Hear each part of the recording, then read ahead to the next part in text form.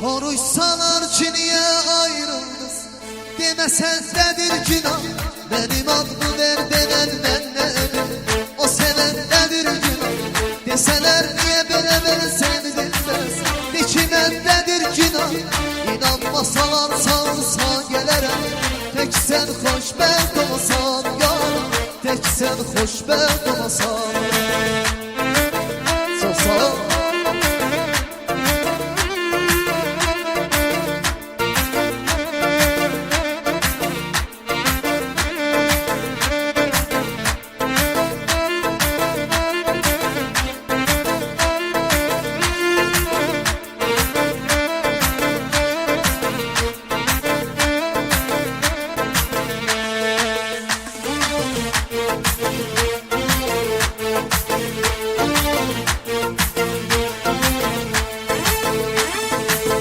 Bana ayrıl değilsen ayrılırım, koy sen diyen olsun.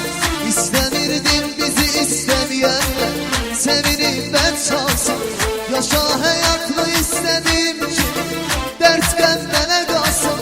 Bir can nedir ki sen için ölerim, tek sen hoşbet olsan yar, tek sen hoşbet olsan yar. Hapiste sen buralardan giderim, tek sen hoşbet olsan yar, yüreğin ne isteyse ederim, tek sen hoşbet olsan yar, tek sen hoşbet olsan yar. Sağ ol.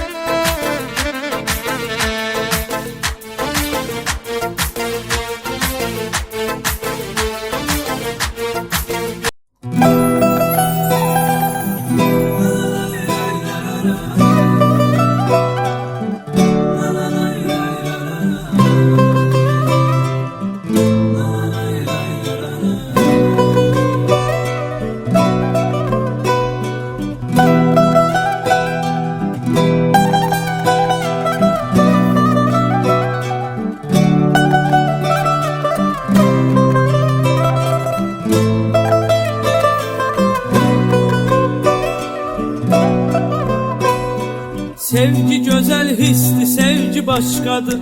Bu sevgi dünyası şirin dünyadır. Ben de sevip birine aşık olmuşam, hissedirəm deli kimi vurulmuşam. Sevdiğim insan o kadar güzeldi, mənə xoşbəxtlik onunla geldi. Yüreğim bir tek sevibdir onu, ömrümün olsun onunla sonu. Onu düşünen seven yüreğim var benim, şükürler olsun meleğim var benim. Daha bu hayat yıkabilmez ki beni, yaşamak için bir gereğim var benim. Onu düşünen seven yüreğim var benim, şükürler olsun meleğim var benim. Daha bu hayat yıkabilmez ki beni, yaşamak için bir gereğim var benim.